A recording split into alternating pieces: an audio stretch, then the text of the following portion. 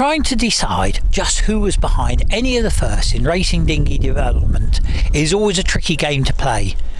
But as is made clear in the text of the accompanying article, there can be little doubt that the starting gun for the post-war boom in the sport was fired by the Wizard of Putney, Jack Holt, at his boatyard up on the Thames. With Merlin and then the GP14, Jack was determined to bring dinghy sailing to a much broader base, but having created the demand, much of it would then be satisfied by boats built in the factory just behind me here. I'm at the site for the old Fairey Marine plant at Hamble Point, in the mouth of the Hamble River that empties into the Solent on the central south coast of the UK.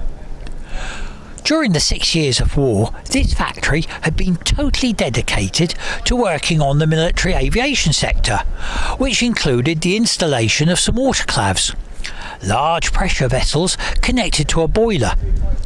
For some 30 years, these giant pressure cookers would turn out everything from the 7'6" dinky tender to the Atalanta cruiser, from the Flying Dutchman to a range of glossy powerboats. Back at the turn of the century, this had been the site of a well-known boatyard. With the return to peace, it would revert to that usage as the home of Fairey Marine.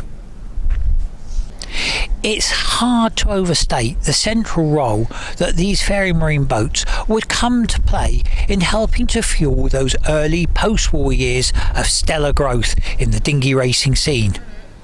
A simple look at the hull of a Fairey dinghy, and here I'm going to have to resist the temptation to say if you've seen one, you've seen them all, shows just how fundamental a change the hot moulded construction would make. Gone are the rock helm ribs that were such a part of getting some rigidity into the dinghy hull. Gone also are the floorboards, leaving a smooth, easy to maintain and superbly strong hull that set new standards for lightness.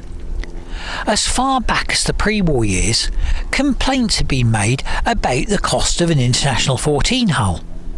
Now, mass production would bring that cost of boat ownership down, changing the direction of the sport and taking it towards the fantastic place it is today.